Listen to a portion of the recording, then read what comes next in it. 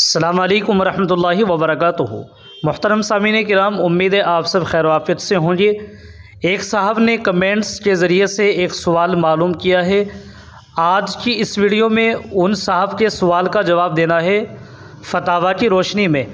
उन साहब ने पूछा है कि अगर कोई शख्स दाढ़ी एक मुश्त से कम रखता है, यानी वाजिब मिक़दार से कम रखता है, या अगर उससे दाढ़ी एक मुश्त हो भी जाती है लेकिन वो बाद में उसको कटवा लेता है, फिर अगर वो शख्स नमाज़ पढ़ाता है तो क्या उससे पीछे नमाज हो जाएगी या नहीं। उन साहब ने ये सवाल किया था।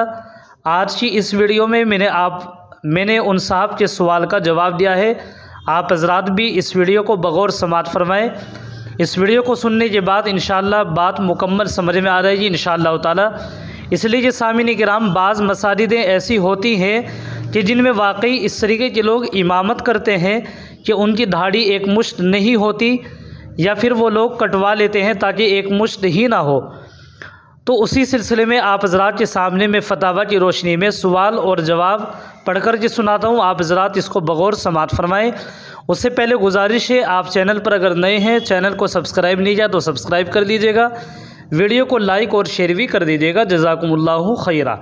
सबसे पहले मैं आप हज़रात की खिदमत में मादर इल्मी दारुल उलूम देवबंद का फतवा सवाल और जवाब की रोशनी में सुनाता हूँ, जिसको आप अपनी स्क्रीन पर भी देख सकते हैं, जिसका उन्वान ये है, मिक़दार वाजिब से कम दाढ़ी रखने वाले की इमामत। सवाल बात सलाम अर्ज़ है कि हमारी मस्जिद में बाज़ औक़ात ऐसा होता है इमाम साहब किसी उज़्र की वजह से गैर हाज़िर होते हैं।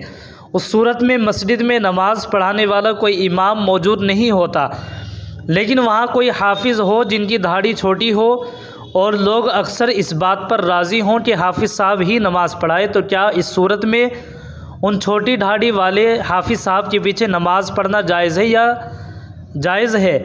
याद रहे कि इमाम साहब नमाज से पाबंद वालिदैन के फरमाबरदार हैं और शराफत के साथ ज़िंदगी गुजारते हैं, लेकिन कुछ लोग नमाज की सफ़ों से निकलकर दूसरी मस्जिद चले जाते हैं। इस शक्ल में इमाम साहब के लिए नमाज पढ़ाना दुरुस्त है या उन लोगों का सफ़ों से निकल जाना सही है? कुरान व हदीस की रोशनी में मुफस्सल व मुदल्लल जवाब अता फरमाए। ये था दारुल उलूम देवबंद से सवाल। अब आप हज़रात इसका जवाब समात फरमाए। बिस्मिल्लाहिर्रहमानिर्रहीम। नमाज की पाबंदी, वालिदैन की फरमाबरदारी, शराफत के साथ ज़िंदगी गुजारने के बावजूद दाढ़ी मिक़दार वाजिब एक मुश्त से कम रखने की वजह से इमामत मकरूही रहेगी। बस जब तक इमाम साहब की दाढ़ी पूरी ना हो जाए उस वक्त तक सूरत मसाला में नमाज़ पढ़ाना दुरुस्त नहीं, मकरूह है। हाँ, असल इमाम की गैर मौजूदगी में कभी कभार पढ़ाते हैं, तब भी यही हुक्म है। वल्लाहु ताला आलम। दारुल इफ्ता दारुल उलूम देवबंद।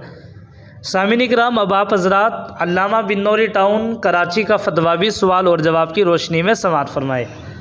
एक मुश्त से कम दाढ़ी वाले के पीछे नमाज का हुक्म। सवाल क्या एक मुश्त से कम दाढ़ी वाले के पीछे नमाज हो जाएगी? जवाब दाढ़ी कतरवा कर एक मुश्त से कम करना मूजिब फ़िस्क़ है। ऐसे शख्स की इमामत मकरूह तहरीमी है। बाशरा इमाम की मौजूदगी में ऐसे शख्स की इक़्तिदा में नमाज न अदा की जाए। अलबत्ता अगर कभी ऐसे शख्स के पीछे नमाज पढ़ ली तो नमाज हो जाएगी। ये था अल्लामा बिन्नौरी टाउन कराची का फतवा। अब आप हज़रात इस वीडियो को लाइक और शेयर कर दीजिएगा ताकि दूसरे लोगों को भी मालूम हो जाए। अस्सलामु अलैकुम वरहमतुल्लाहि वबरकातुहू।